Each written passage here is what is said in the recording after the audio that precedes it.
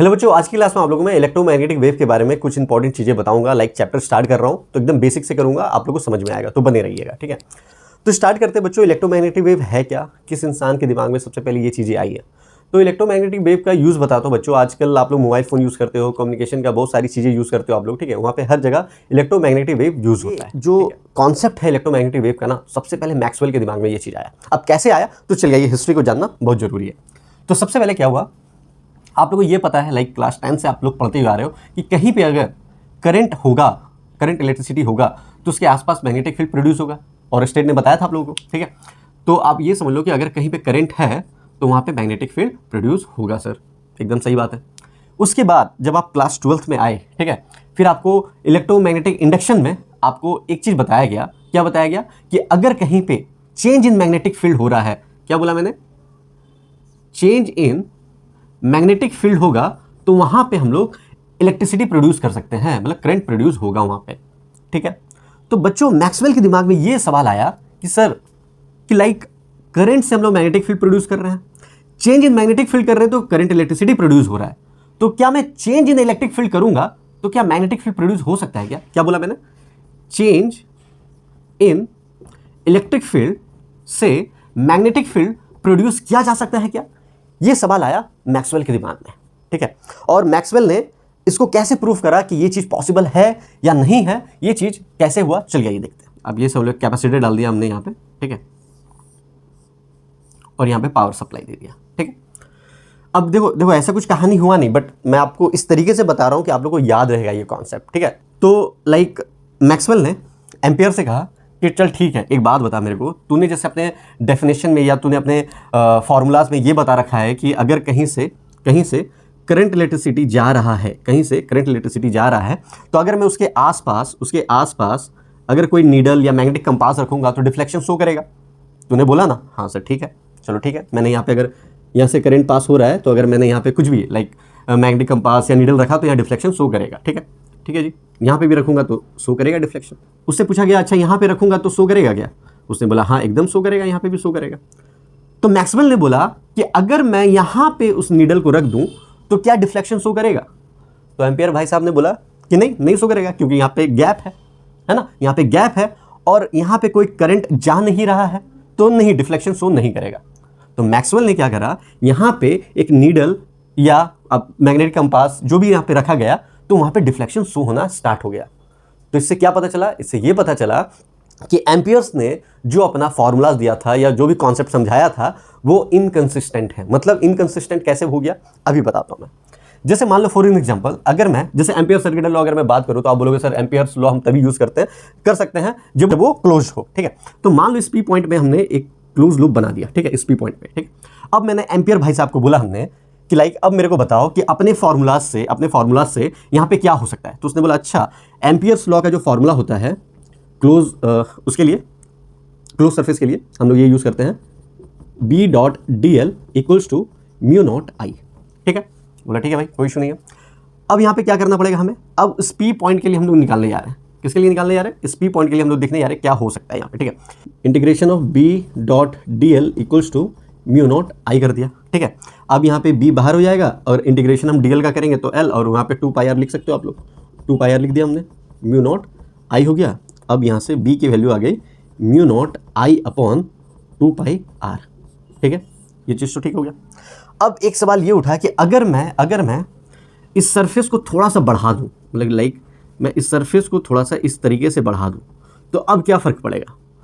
तो according to the ampere circuit law, मतलब amperes के हिसाब से अंदर में कोई करंट फ्लो नहीं कर रहा था, बट मैक्सवेल ने रखा तो डिफ्लेक्शन शो करा था, वो तो बाद में करा था, बट एम्पियर्स के हिसाब से यहाँ पे कोई करंट फ्लो नहीं कर रहा है। तो आई का वैल्यू क्या हो जाएगा, जीरो। तो आई का वैल्यू अगर जीरो हो जाएगा तो वहाँ पे मैग्नेटिक फील्ड नहीं मिल रहा है ना, करंट होएगा ही नहीं तो मैग्नेटिक फील्ड कहाँ से शो करेगा। तो मतलब क्या हुआ कि भैया एक बात बताओ, इस पॉइंट पी के लिए तुम्हारा मैग्नेटिक फील्ड निकल पा रहा है, फिर से इस पॉइंट पी के लिए तुम्हारा मैग्नेटिक फील्ड नहीं निकल पा रहा है। मतलब क्या हुआ कि एक ही पॉइंट के लिए तुम्हारा दो आंसर आ रहा है, एक ही पॉइंट के लिए तुम्हारा दो आंसर आ रहा है, जो कि ये बताता है कि इसका इनकंसिस्टेंसी, मतलब कि कुछ कमी है इसके फॉर्मूलाज में, एम्पियर सर्किट लॉ के फॉर्मूलाज में कुछ कमी है। अब इसी को मैक्सवेल ने मॉडिफाइड किया था। किस तरीके से मॉडिफाइड किया था, तो चलिए अब करंट स्टार्ट हो गया चलना, करंट चलना अब स्टार्ट हो गया। तो ये जो टर्मिनल है यहाँ पे पॉजिटिव और यहाँ पे negative negative positive positive negative negative आना स्टार्ट हो जाएगा। ठीक है सर। अब मेरे को एक बात बताओ, यहाँ पे पॉजिटिव चार्ज है, यहाँ पे नेगेटिव चार्ज है, तो यहाँ पे क्या होगा, इलेक्ट्रिक फील्ड बनना स्टार्ट हो जाएगा। बट इलेक्ट्रिक फील्ड क्या है, यहाँ पे देखो पहले एक चार्ज आया होगा तो एक चार्ज के लिए इलेक्ट्रिक फील्ड बना होगा, फिर दूसरा चार्ज आया होगा तो फिर इलेक्ट्रिक फील्ड बना होगा। तो मतलब यहाँ पे क्या देखा जा रहा है, चेंज इन इलेक्ट्रिक फील्ड। तो चेंज इन इलेक्ट्रिक फील्ड के कारण क्या जनरेट हो रहा है, फ्लक्स जनरेट हो रहा है। तो मैक्सवेल ने बोला कि भैया इलेक्ट्रिक फ्लक्स का फॉर्मूला क्या है, तो इलेक्ट्रिक फ्लक्स का फॉर्मूला होता है E × A। अब उससे मैक्सवेल ने बोला कि अच्छा ठीक है, प्रीवियस चैप्टर में तुमने क्या पढ़ रखा है, प्रीवियस चैप्टर में पढ़ रखा है कि भैया अगर कैपेसिटर के बीच का इलेक्ट्रिक फील्ड मेरे को निकालना हो, फाइंड आउट करना हो, तो E = फॉर्मूला क्या होता है, सिग्मा अपॉन क्या होता है, एप्सिलॉन नॉट। ठीक है, तो सिग्मा की जगह पे मैं लिख सकता हूं कि भैया कितना चार्ज इस प्लेट में आ रहा है, मतलब चार्ज पर यूनिट एरिया। ठीक है, मैंने लिख दिया यहाँ। ठीक है सर। अब इस E का वैल्यू यहाँ पे हम पुट करेंगे, तो QA epsilon not into A हो जाएगा बच्चों, A से A कैंसिल आउट हो गया, तो Q अपॉन एप्सिलॉन नॉट हो गया यहाँ पे। ठीक है, अब हम लोग डिफ्रेंशिएट करने जा रहे हैं, ये मेरा अब क्या करेंगे, डिफ्रेंशिएट करने जा रहे हैं विथ रिस्पेक्ट टू T। तो phi E = Q upon epsilon not, इस पर भी डिफ्रेंशिएट करेंगे। ठीक है बच्चों, तो अब देखो एप्सिलॉन नॉट बाहर आ जाएगा, तो d/dt और QE हो जाएगा 1 एप्सिलॉन नॉट, बाहर आ गया तो अंदर क्या बचा, d/dt और ये Q बचा। ठीक है, तो dQ/dt को मैं क्या लिख सकता हूँ, स्पेस नहीं बच्चों तो यहीं पे मैं लिख देता हूँ। ठीक है, तो dQ/dt को मैं लिख सकता हूँ, एप्सिलॉन नॉट इधर चला जाएगा, एप्सिलॉन नॉट d/dt और ये हो गया QE, सॉरी Q नहीं, ये हो गया phi E बच्चों। ठीक है, तो ये जो dQ/dt है बच्चों, इसी को बोला जाता है डिस्प्लेसमेंट करंट। इसी को क्या बोला जाता है, डिस्प्लेसमेंट करंट।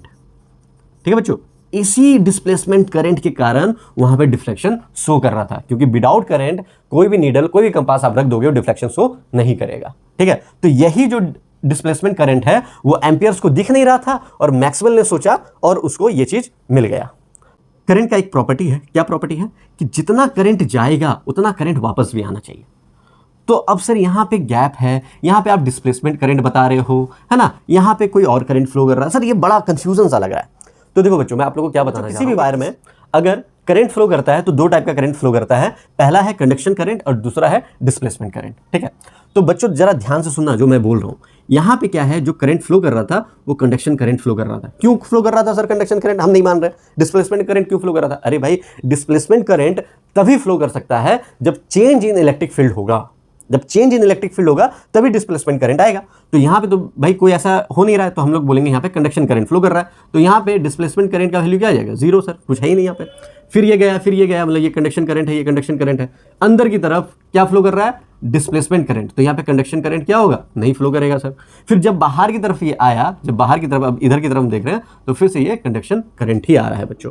ठीक है, तो ये जो बात है बड़ा ही इंपॉर्टेंट चीज था जो मैक्सवेल ने बताया है आप लोगों को। अब क्या हुआ कि लाइक मैक्सवेल ने तो बता दिया यहाँ पे कि लाइक हाँ डिस्प्लेसमेंट करंट का नाम का कोई चीज है यहाँ पे। ठीक है, अब एम्पियर्स का जो लॉ था, एम्पियर्स का लॉ क्या था, लॉ था B.dl = μ0I। बट अभी मैंने आपको क्या बोला कि जो टोटल करंट होता है, मतलब किसी भी वायर पे कोई करंट फ्लो करता है तो दो टाइप का है, कंडक्शन एक डिस्प्लेसमेंट। तो यहाँ पे चलिए मॉडिफाइड करते हैं इसको, तो B.dl = μ0, यहाँ क्या लिखूंगा मैं, IC और ID, IC + ID। ठीक है, तो फिर क्या हो जाएगा, B.dl = μ0 तो एज इट इज रहने देंगे, IC एज इट इज रहने देंगे, ID का जो वैल्यू हम लोगों ने यहाँ पे फाइंड आउट करा इसको यहाँ पे पुट कर देंगे, ε0 d/dt और phi E बच्चों। तो ये जो बन गया बच्चों, ये हो गया मॉडिफाइड एम्पियर सर्किटल लॉ। किसने दिया, मैक्सवेल ने दिया। ठीक है बच्चों, तो इसीलिए कभी कभी ये भी आपके एग्जामिनेशन में बोल दिया जाएगा, Maxwell modified ampere circuital law. ठीक है बच्चों, तो आपको यही आपको कर करके आना है आपके एग्जाम में with the help of this बच्चों। तो मैक्सवेल ने अपने 4 क्वेश्चंस दिए हैं जो हम लोग नेक्स्ट क्लास में पढ़ेंगे बच्चों। तो कैसा लगा वीडियो, कमेंट बॉक्स में कमेंट करके बताइएगा। मिलते हैं नेक्स्ट क्लास में।